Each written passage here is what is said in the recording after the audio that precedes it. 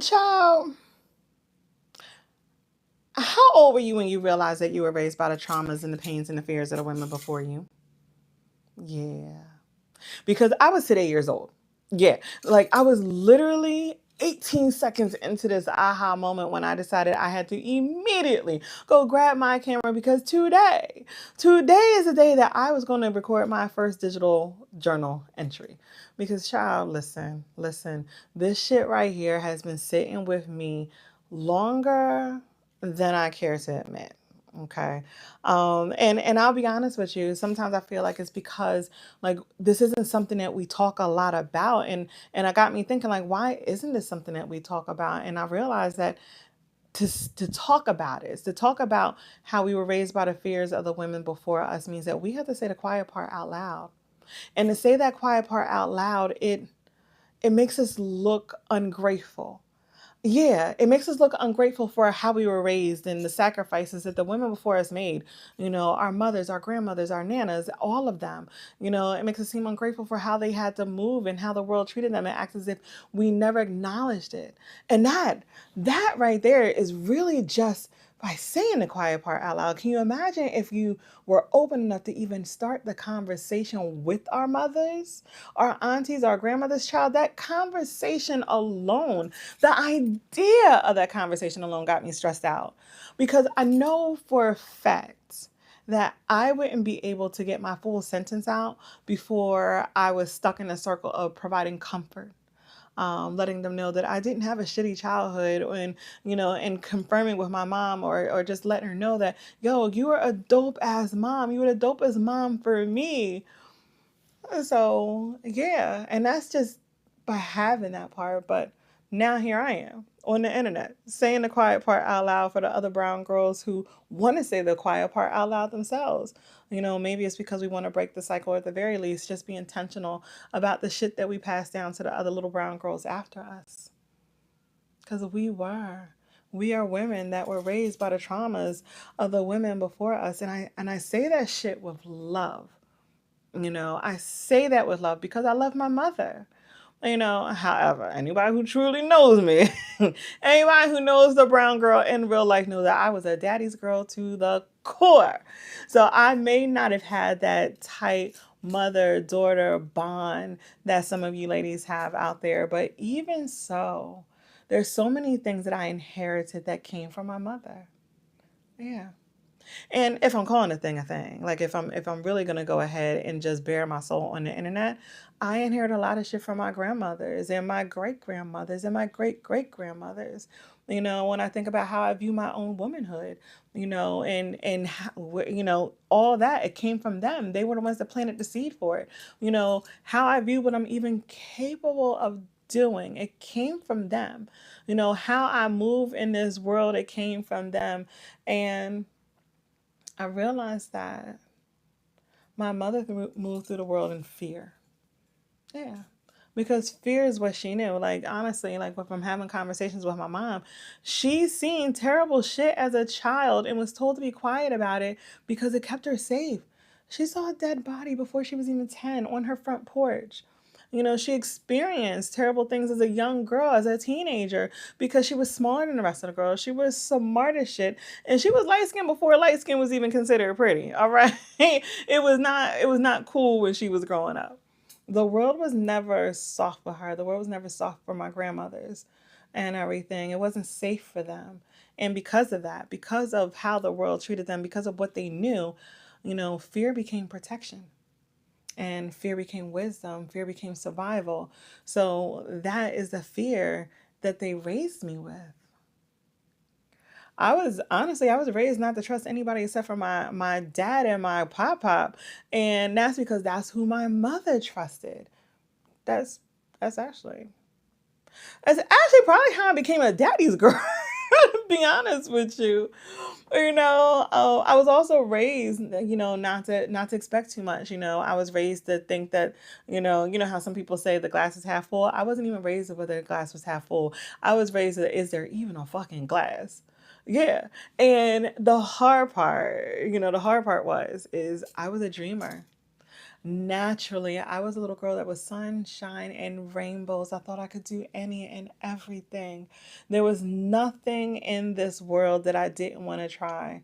I was a kid that craved joy. I craved intimacy at levels that I didn't even know what intimacy was yet. But I wanted trust. I wanted to trust people. I wanted softness. I wanted possibilities. I wanted all the things. But every time that version of me showed up, she was met with realism. She was met with logic. She was met with caution, like, with the terms, be realistic, be logical, slow down. Life doesn't work like that, little girl. And I realized something about me. Like now, at this big age, I realized that at some point, I started putting away the dreamer, like, because she was silently suffocating. So I just put her away. I became logical. I became practical. I learned toughness. And the crazy part is, I never felt like I fit in that version of myself because by nature, I'm whimsical. I am light by nature. I'm sunshine and rainbows and unicorns by nature. I genuinely believe that I can do anything. In my core, I believe there is magic in the world if we just allowed ourselves to touch it. That is the kind of kid that I was. And still, that is the kind of woman that I am deep down in my core. And that is where shit gets tricky for me. Because after a lifetime, I mean a lifetime of suppressing who I naturally am, now I'm ready. Like I'm ready to be who I am in my core. I'm ready to embrace that version of myself. But every time I get out and I want to embrace her, I want to be whimsical, I want to be the woman that I am, that I know that I am, I gotta fight that version of me that I've been pretending to be for the last 4+ decades. Bitch, I gotta square up with the fear that I inherited. Do you hear me? I had to square up with her. Like, I still like fight the survival instincts that were passed down to from women who genuinely believed that they were protecting me. And the worst part is, none of them did it intentionally. None of them. They loved me. I was loved by generations of women who did the best they could with what they had. And I don't want to even just leave it on just the women, because like I was raised in a 2-parent household. I think together collectively my parents truly believe that because I was such a whimsical, light-spirited, positive dreamer child, that the world would eat me up alive.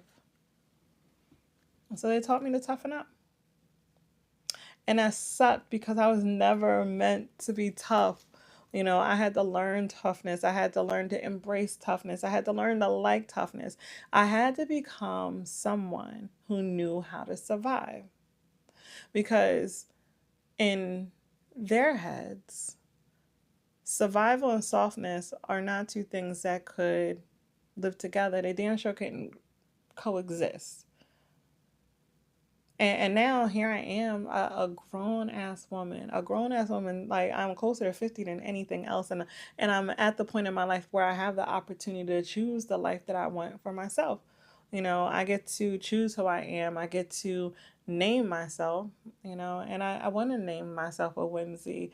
I want to name myself with joy. I want to name myself as the delusional dreamer who thinks that she is completely magical and can do any and everything. That is who I want, how I want to name myself. That is who I want to be. That is who I see myself as when I look in the mirror. That is me. And then, I want to be the woman that doesn't just dream it, but I want to do it, you know. And I don't even want to think about whether the glass is half full or half empty, or whether there's even a glass. Like, I'm the kind of person that's like, do I even need a fucking glass when I could drink out of my hands? Like, I've been drinking out of hoses for years. And I say all that to say,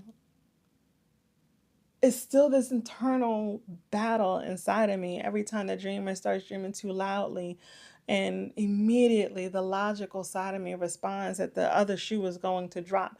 Don't do too much. Don't get too excited. Don't love too hard, because the other shoe is going to drop. Don't believe in too much of this. And part of me is constant. Like, I don't know if that part of me is constantly trying to protect the dreamer in me, But the same time that that's I trying to protect the dreamer in me, I feel like I'm simultaneously suffocating her. And we're at war all the time.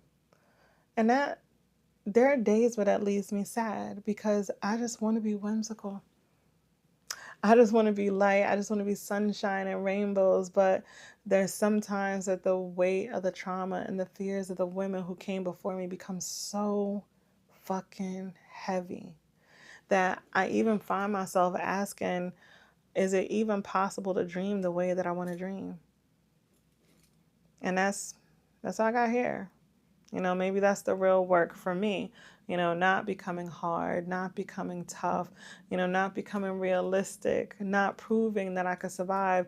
Maybe the real work for me is giving myself permission to become the woman that I would have been if fear had never raised me in the first place. Yeah. I'm going to have to sit with this one for a minute. I don't have the answers.